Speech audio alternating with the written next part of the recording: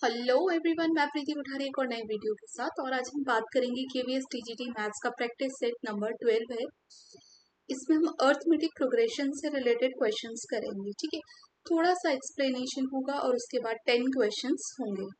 Right, तो अब start करते हैं। अगर वीडियो आपको पसंद आती है तो लाइक सब्सक्राइब जरूर करिएगा।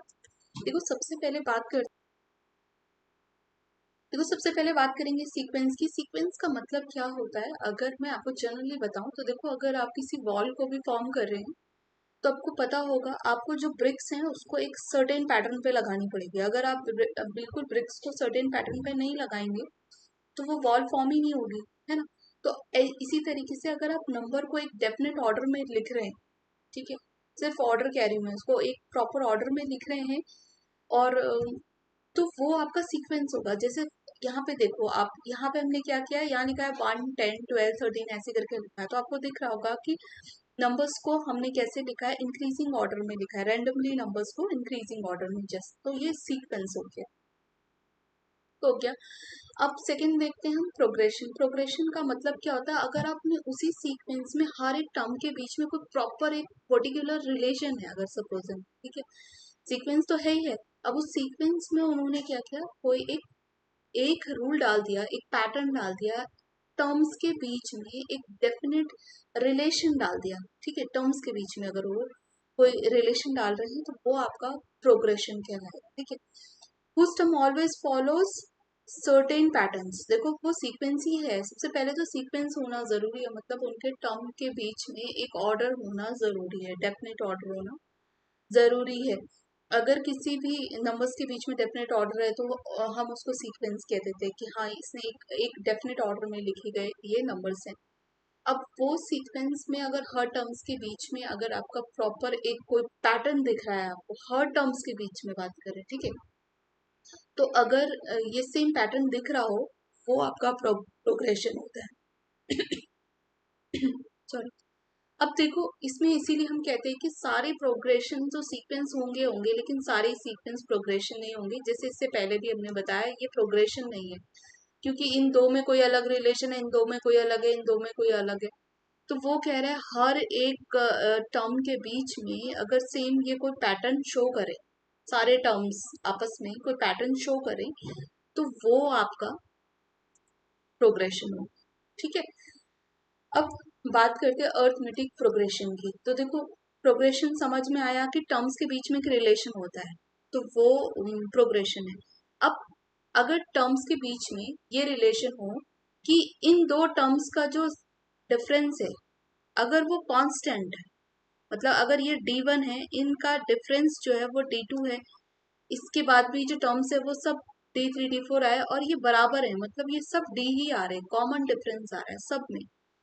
ठीक है, क्या कह रही हूं मैं, टर्म्स के बीच में अगर डिफरेंस कॉमन डिफरेंस आए तो ऐसे प्रोग्रेशन को हम अर्थमेटिक प्रोग्रेशन कहेंगे। ठीक हो गया। अब जैसे ये देखो, यहाँ पे लिखा है, ये एक जनरल फॉर्म ऑफ एपी है, वो है हमारा A plus D, A plus 2D and so on, आप ऐसे करके लिख सकते हैं। ये सिंपल सा 1 2 3 आप देखेंगे तो आप सेकंड टर्म में से फर्स्ट टर्म को सब्ट्रैक्ट करना है, थर्ड में से सेकंड को। ऐसे नहीं कि आप थर्ड से फर्स्ट कर रहे हैं, इसका एक पैटर्न केवल यही है कि केवल प्रीवियस टर्म को सब्ट्रैक्ट कर, ऐसे 3 में से 2 किया फिर 1 आ रहा है, ऐसे अगर कॉमन डिफरेंस आ रहा है आपका तो वो अर्थमेटिक प्रोग्रेशन है। ठीक हो गया। अब अगर इसमें, जैसे इसमें मैंने सो ऑन करके छोड़ दिया, तो इसमें हमें पता नहीं कितने टर्म्स है। अगर ऐसा सो ऑन करके होगा तो उसको इनफाइनाइट एपी कहेंगे, और अगर इसमें मैंने फिक्स कर दिया कि ये 3 ही टर्म है, ठीक है, तो इसको हम फाइनाइट एपी कहेंगे। ठीक है, किसी भी सीक्वेंस को लिखने का तरीका एपी सच दैट करके आप लिख सकते हो, या हम कैपिटल एस सच दैट करके लिखते हैं। जैसे आप नेचुरल नंबर को देखते होंगे तो हम एन सच दैट करके लिखते।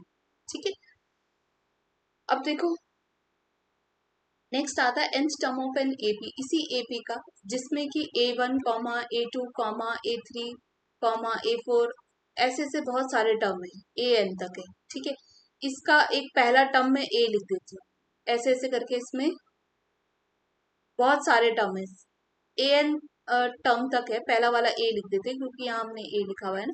पहला A है, फिर दूसरा आपके पास A2 A3 A4 कर दिया हमने, A1 का नाम हमने A रख दिया। ठीक है, सपोजिंगली ये आपके पास कोई एपी है। अब इस एपी का अगर आपको nth टर्म चाहिए तो ए एन इज इक्वल टू जो भी इसका फर्स्ट टर्म होगा वो लिख दो, प्लस n-1 जितने इसमें टर्म है, तो हमने देखा n टर्म है इसमें कि हमने a1 हटाया हुआ है, a1 की जगह a लिखा हुआ है, नहीं तो ये n+1 टर्म हो जाते हैं अगर मैं a1 से पहले a भी लिख देती, है ना। तो ये कितना हो जाएगा, A N is equal to a plus n-1 into D. ये इसका nth टर्म निकालने का फॉर्मूला है, और nth टर्म को ही हम इसका जनरल टर्म भी कहते हैं। ठीक है, अब इसका सम का formula S n is equal to n/2 2a plus n-1 into D है। इसका एक और फॉर्मूला भी होता है, आप इसको n/2 देखो, इसको ब्रेक करो, अगर आप a प्लस a n-1 और इंटू डी यहाँ कर दें तो आपको ये दिख रहा होगा, यही अभी हमने पीछे पढ़ा था nth टर्म के लिए। तो आप इसको a प्लस ए एन भी कर सकते हो, और ए एन क्या है, आपका लास्ट टर्म है, तो हम इसको n/2 a प्लस एल भी लिख सकते हैं। ठीक है, और एक और जो फॉर्मूला बहुत काम आता है वो भी मैं बता देती हूँ। जैसे nth टर्म निकालना है आपको ना, और आपको सम दे रखा है, एस एन दे रखा है, तो हम इसको एस एन और Sn-1 एक, इससे भी हम nth टर्म निकाल सकते हैं। ठीक है, ये भी ध्यान रख लेना, ये क्योंकि बहुत क्वेश्चंस में काम आता है, इसलिए मैंने दिखा दिया। अब आता है arithmetic mean between two numbers. देखो, अर्थमेटिक मीन क्या है, एक तरीके का एवरेज ही है, लेकिन अर्थमेटिक मीन निकालना है अगर, जैसे सपोजिंगली ए बी सी आपके पास 3 टर्म है, तो इसका अर्थमेटिक मीन निकालना है, तो ये मिड वाला होता है। ठीक है, जिसको हम क्या कहते हैं, a+c/2 भी कहते हैं। ठीक है, या फिर हम जैसे इन्होंने लिखा है A B the mean between A and B, then तब हम इसका arithmetic mean a is equal to a+b/2 करके करते हैं। ठीक है, तो ये अर्थमेटिक मीन का किन्हीं दो, अगर दो टर्म आपके एपी में दे दिया, उसने ए बी इसका अर्थमेटिक मीन बोल रहे, तो a+b/2 हो जाता है। ठीक है, अब इसमें देखो क्वेश्चन है 10 क्वेश्चन, उनको कर लेते हैं। सबसे पहला है find A and B such that the number A 9 B 25 form an AP. वो कह रहे ए और बी को निकालो जिसमें कि आपके पास इस तरीके से एपी दी हुई है, a, 9, b, 25 दी हुई है, ये आपके पास एपी गिवन है। तो अब आप इसमें से ए और बी निकाला है, तो जो जो चीजें हमें पता है इन दोनों का डिफरेंस 9 माइनस ए का जो डिफरेंस होता है वो b-9 के बराबर होता है, और जो 25 माइनस बी का वैल्यू होगी वो b-9 के बराबर होगी। ठीक है, तो ये क्या है, सब तो बराबर ही है ना, इन दोनों में से हम सॉल्व कर सकते हैं। जैसे 25 इसको इधर लिया तो प्लस का 9 आएगा, इसको दूसरी साइड तो 2b, यहाँ 34 आ रहा है 2b, तो b कितना आ रहा है 17 आ रहा है। अब देखो दो जगह है तो ये तो कैंसिल हो गए, इन दो में से कोई होगा, चेक करते हैं। अब b ये आ गया, अब यहाँ पुट कर लो इसको, 9 माइनस ए है इज इक्वल टू b 17 है माइनस का 9 है, तो 9 minus A is equal to 17, ये करो तो 8 होगा। अब माइनस का इस 8 को इधर ले आओ, तो 9 माइनस का 8, और ये a दूसरी साइड, तो a कितना आ रहा है 1, तो फर्स्ट ऑप्शन आपका करेक्ट है। ठीक है, इसमें एक चीज अभी मैंने नहीं बताई आपको, जैसे लास्ट से अगर आपको टर्म, देखो क्वेश्चन नंबर 2 क्या है, how many terms of an AP, और एपी ये दिया हुआ है आपके पास, so that the sum is 0। तो सम देखें तो हमें पता है n/2 होता है 2a plus n-1 into D होता है। हम a प्लस एल भी लिख सकते थे, पर लास्ट टर्म यहाँ पे दिया हुआ नहीं है, और इनका डिफरेंस मुझे -2 दिख रहा है, एस एन इसने 0 बोला हुआ है, तो n/2 हो जाएगा, 2a 18 है प्लस n-1 डी कितना है -2 है। थोड़ा सॉल्व कर लेते हैं, तो ये यहाँ हो जाएगा। ठीक है, बल्कि हम इसको पूरे को इसी साइड लेके आ जाए तो ये 0 खत्म हो जाएगा, तो 0 इज इक्वल्स टू,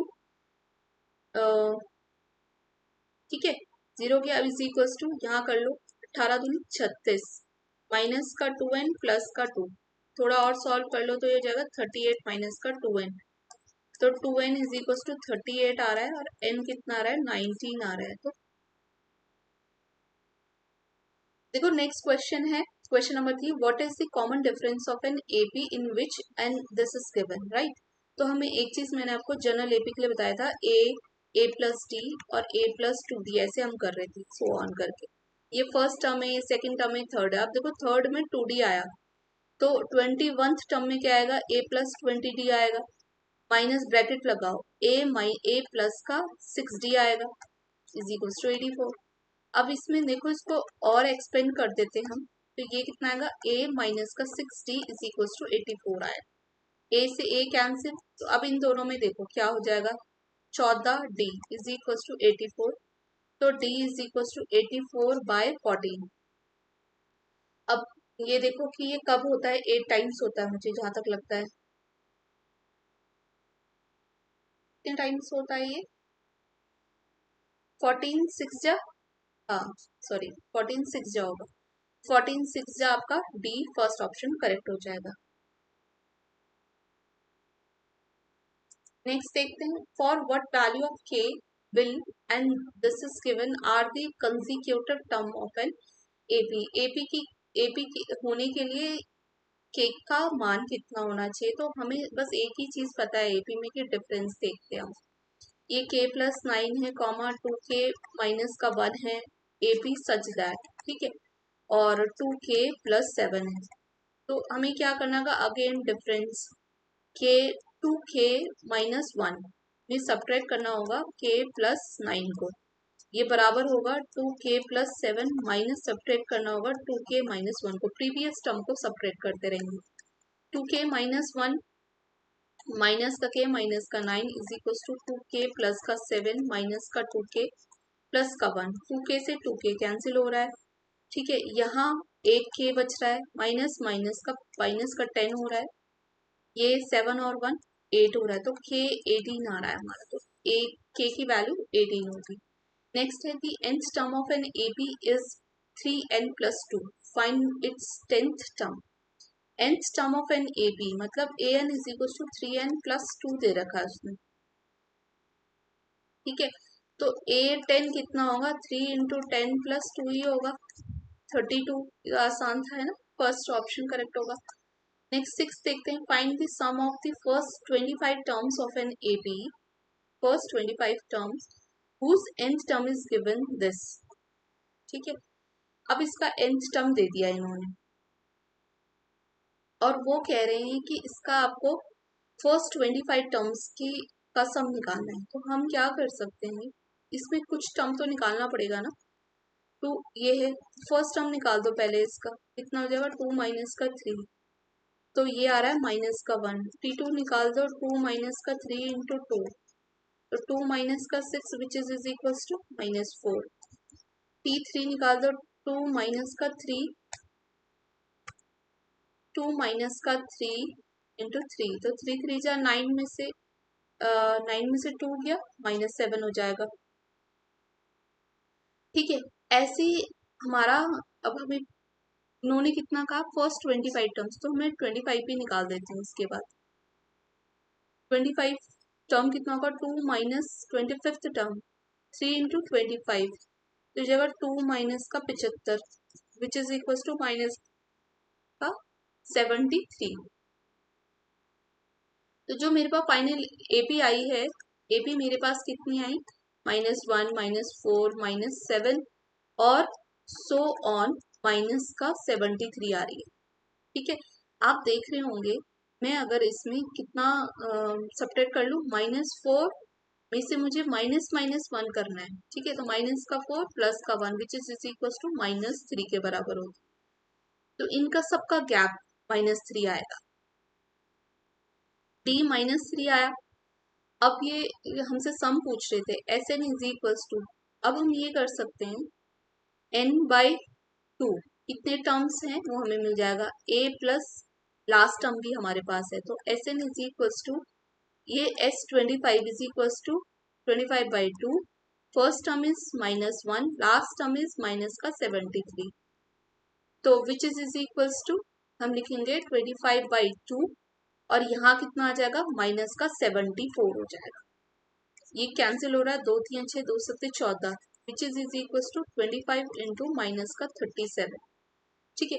अब आप इसको मल्टीप्लाई कर लो, तो हमें पता है कि हम इसको कर सकते हैं आराम से, है ना, 25 37 को 7 पंजे 35, 7 दूनी 14, 3 पंजे 15, तो ये आ रहा है आपके पास 9 2 3 मतलब 12 3 32 आ रहा है। तीन दूनी 6 और 3 9। ये आ रहा है आपके पास माइनस का 925 आ रहा है। देखो क्वेश्चन नंबर 7 कह रहा है which term of the progression, और ये दिया हुआ है आपके पास। ये कह रहे हैं कि आपको फर्स्ट नेगेटिव टर्म बताना है इसमें, ठीक है। तो हमारा इसका कहने का मतलब है कि आपको ये बताना है कि ऐसा ए एन बताओ, टर्म बताना है ना आपको। ऐसा एन बताओ जो कि नेगेटिव हो, तो वो nth टर्म जो होगा आपका 0 से छोटा होना चाहिए, तभी नेगेटिव होगा। ये हमें पता होना चाहिए। अगर मुझे इतना पता है तो मुझे इसके बाद सॉल्व करने में दिक्कत नहीं होनी चाहिए। ये लेस देन 0 होगा, इसकी वैल्यू पुट कर लो। ये 20 है, एन हमारे पास है नहीं, डी हमारे पास थोड़ा निकाल देते हैं। 36 और 4 और 7, 36। हाँ ठीक है, 76 होता है, 77 हो गया। 77/4 माइनस का 20 करेंगे, इन दोनों का डिफरेंस, ठीक है। कुछ चलो चलो ठीक है, 77। अब आप इसको थोड़ा सा सॉल्व कर लो तो कितना हो जाएगा 80, ठीक है। अपॉन में 4 थोड़ा सब्ट्रैक्ट कर लो तो ये 3 हो जाएगा, -3/4 होगा। तो इसका जो सबका डी सेम ही आएगा, क्योंकि अगेन एपी बोल रहा है तो हमें ज्यादा करने की जरूरत नहीं है, हम इतना डायरेक्टली कर सकते हैं। अब 20 इसको अंदर मल्टीप्लाई करते रहो, माइनस का 3n/4 हो जाएगा, प्लस का 3/4 हो जाएगा और ये 0 हो जाएगा। अब इन दोनों को सॉल्व कर लो, ठीक है। तो माइनस का 3n/4 प्लस कितना हो जाएगा ये 3/4। इसको सबको पहले एलसीएम ही ले लेते ताकि ये 0 ही कर देंगे बाद में, है ना। 4 ये हो जाएगा और ये हो जाएगा आपके पास 80, माइनस का 3n प्लस का 3 लेस देन 0, ठीक है। अब हम बात करते हैं, ये 83 हो जाएगा, ठीक है। इन दोनों को ऐड कर लो तो ये 83 माइनस का 3n/4 हो जाएगा, विच इज लेस देन 0। इसमें हम करेंगे ना, अब देखो ये 83/4 को अलग कर लो या 4 को दूसरी साइड ले जाओ तो आपको पता है ये 0 हो जाएगा। बचेगा कितना 83 माइनस 3n और लेस देन 0 हो जाएगा। अब आप 83 दोनों साइड सब्ट्रैक्ट कर दो, 83 माइनस 3n माइनस का 83 माइनस का 83 हो गया, ये से ये कैंसिल, माइनस का 3n हो गया लेस देन माइनस का 83 हो गया। अब हम माइनस से मल्टीप्लाई करेंगे, ठीक है। -1/3 से डिवाइड कर देती हूँ मैं। अगर मैं -1/3 से डिवाइड करूंगी तो यहाँ तो 3, यहाँ n बच जाएगा, ये साइन चेंज हो जाएगा, यहाँ 83/3 बच जाएगा। अब आप इसे थोड़ा सा सॉल्व कर लो तो n क्या होगा, n हमारे पास आ रहा है कितना, ये करोगे आप 3 2 जा 6, 3 2 जा 6 हो गया, 2 यहाँ कैरी होगा, 3 7 जा 27 पॉइंट समथिंग आ रहा है, ठीक है। ये कितना 21 2 मतलब 0.6 समथिंग आ रहा है, जो कि लगभग n हमारे पास किसके 28 के बराबर होगा। तो इस n के लिए हमारे पास सबसे पहला n हमारा क्या होगा 28th टर्म होगा, क्योंकि ये कोई टर्म तो है नहीं, 1 2 3 टर्म पढ़ा होगा ना आपने, 1.5 फिफ्थ टर्म तो कोई होता ही नहीं। तो 1.5 कुछ नहीं होता है, इसलिए हमने इससे एक ज्यादा कहा, उसने कहा इससे ग्रेटर होना चाहिए n, तो वो 28 होगा। तो इसका कौन सा आंसर हमारा सेकेंड ऑप्शन करेक्ट होगा। देखो अब क्वेश्चन नंबर 8 देखते हैं। The first term of an AP of 20 terms is 2 and it's last term is 59, मतलब A2 दे रखा है, लास्ट टर्म 59 दे रखा है। वो कह रहे हैं 6 टर्म फ्रॉम द एंड पूछ रहा है और n 20 दे रखा है। सबसे पहले तो d नहीं दिख रहा तो मैं पहले वही निकाल देती हूँ, ठीक है। तो an इज इक्वल्स टू होता है a plus n-1 into D. an 59 है, a कितना है 2 है, n कितना है 20 है, तो इसको 19 लिख देते हैं हम, d, ठीक है। 21, 20 में से 1 सब्ट्रैक्ट कर रहे हैं ना। अब देखो 2 सब्ट्रैक्ट करो 57 आता है, अपॉन में 19 इज इक्वल टू डी, तो आपको पता है 3 टाइम्स होता है, तो d आपका आ रहा है कितना 3। अब हमें पता है जब हम कोई भी टर्म निकालते हैं, nth term from the end, nth term from the end क्या होता है l माइनस, अब यहाँ देखो लास्ट टर्म l जो है वो हमारे पास 59 है, लेकिन यहाँ का जो n होता है nth term from the n ना, ये 6 दे रखा है हमें, 6 दे रखा है, 6 ये निकालना है जो डी हमने 3 कर दिया है, पुट करो ऑल वैल्यूज, तो ये हो जाएगा आपके पास 59 माइनस 6 - 1 इंटू 3, तो ये हो जाएगा 59 माइनस ये 5 हो जाएगा, 15 हो जाएगा, 4 होगा, 44 होगा, तो ऑप्शन नंबर 1 करेक्ट हो गया। अब है find the number of all 3 digit natural numbers which are divisible by 9। तो देखो सबसे पहले तो 3 डिजिट नंबर सबसे कौन सा होगा हमारे पास जो 9 से डिवाइड हो जाए, तो देखो वो हो जाएगा हमारे पास कितना, अगर हम 12 से करें तो ये कितना हो रहा है,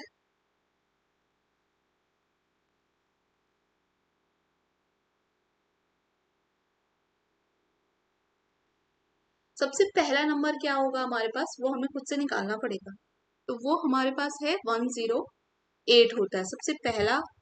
आप इससे पहले करके देख लो, आप इसमें से 9 सब्ट्रैक्ट करोगे, 108 में से 9 सब्ट्रैक्ट करो तो ये कितना आ जाएगा, 7 है ना, नहीं 7 क्यों कह रहे हैं, 9 आएगा, और इधर भी 9, तो ये एक 99 एक ऐसा नंबर है जो 9 से डिवाइड हो रहा है, लेकिन ये 2 डिजिट का है। उसके बाद मैंने क्या किया, 9 ऐड कर दिया, इसलिए मुझे 108 मिल गया। अब इसमें मैं और क्या करूंगी कि मुझे फिर से 9 से डिविजिबल होने वाला नंबर मिल जाए, मैं फिर से 9 ऐड करूंगी, तो कितना आ जाएगा, 9 एंड 8 ये होता है 17, तो ये 1 हो जाएगा, ये 1 हो जाएगा, फिर मैं 9 ऐड करूंगी, नेक्स्ट टर्म मिल जाएगा, तो ये हो जाएगा 621। ऐसे ऐसे करते करते मुझे सारे नंबर्स मिलेंगे, और लास्ट जो 3 डिजिट नंबर मिलेगा मुझे वो 999 होगा, इसके बाद तो कोई नंबर नहीं हो सकता है। वो कह रहा है find the number of all 3 digit natural number which is divisible by 9। तो आपको ये बताना है ये कितने नंबर्स हैं, तो इसको आराम से आप कैसे, अगेन ए एन से ही कर लेते हैं, ये a plus N minus 1 into D हो जाएगा। आपको पता है गैप तो इसका 9 ही आएगा, टर्म कितने हैं निकालने हैं, पहला टर्म 108 है, आखिरी टर्म 999 है, सब्ट्रैक्ट करो, 999 में से 108 सब्ट्रैक्ट करो, तो कितना आएगा 1, यहाँ कितना आएगा 9, यहाँ कितना आएगा 8, यही आएगा 1 9 और 8 आएगा, ठीक है। तो ये आ गया आपके पास 891 which is equals to n-1 into 9। अब देखते हैं 9 से ये डिवाइड हो रहा है या नहीं, क्योंकि होना तो चाहिए तभी एक कंप्लीट नंबर आएगा। 9 से करते हैं तो 9 9 जा 81, ठीक है, फिर 8 कैरी, हाँ 9 9 जा 81, तो n जो हो रहा है ना वो 99 प्लस 1, ये 1 भी जाएगा इसकी तरफ, तो ये 100 आ रहा है। कितने नंबर्स हैं ऐसे, 100 नंबर्स हैं, ठीक हो गया। नेक्स्ट देखते हैं, how many multiples of 4 lies between 10 and 250। देखो अब 10 के बाद आपको पता है पहला नंबर 12 आता है ना, 4 3 जा 12 होता है, पहला नंबर 12 हो गया। 4 का मल्टी 4 4 जा 16 होगा, फिर इसमें 4 ऐड कर दो आप, तो कितना हो जाएगा, 4 ऐड करो 20 हो जाएगा, सो ऑन।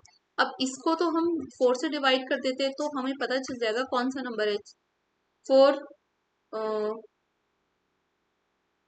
नहीं, ये तो नहीं हो रहा है ना, ये तो डिवाइड नहीं होगा 4 से, होगा 4 नहीं, 4 से ज्यादा नहीं होगा। इससे पहले वाला नंबर देखते हैं जो कि 4 से डिवाइड हो जाए, तो फिर वो हो जाएगा आपके पास, कितना कम हो रहा है वो तो पता चल जाएगा एटलीस्ट हमें ना। 4 6 जा 24, और यहाँ कैरी हो गया 4, और 4 2 जा 8, 2 बच रहा है इसमें, तो इसका मतलब इससे 2 कम ही वाला 248 नेक्स्ट नंबर होगा, तो 248 हमारा लास्ट नंबर आ गया। वो कह रहे हाउ मैनी मल्टीपल्स, इसमें भी यही बताना है, नंबर बताने हैं आपको। तो अगेन मैं क्या करूंगी, A N is equals to A plus N minus 1 into D कर दूंगी, तो ए एन 248 हो जाएगा, ए 12 हो गया, प्लस एन निकालना है, ये तो हमें पता है 4 ही होगा। अब सब्ट्रैक्ट करो इसमें से 4, तो ये बच जाएगा आपके पास 6, ये बचेगा 3 2, ठीक है। यहाँ बच गया n-1 4, 4 से मल्टीप्लाई करो, 4 5 जा 20, और 4 5 जा 20 हो गया, 3 4 9 जा 36 हो रहा है, तो n जो है 59 प्लस 1 मतलब 60 हो रहा है, which is your third option, ठीक है। तो ये सारे 10 क्वेश्चन हो गए हैं। इससे पहले भी मैंने एपी का वन शॉट वीडियो अपलोड किया है, उसमें भी थोड़े अलग क्वेश्चन और थोड़ी बहुत डिटेल्स है उसमें भी, वो देख लेना। फिर धीरे धीरे जैसे मुझे क्वेश्चन और मिलते रहेंगे मैं और अपलोड करती रहूँ, ठीक है। वीडियो पसंद आती तो लाइक सब्सक्राइब जरूर करिएगा, डेली वीडियोस देखें तो आपकी प्रैक्टिस हो जाएगी एग्जाम तक। Thank you.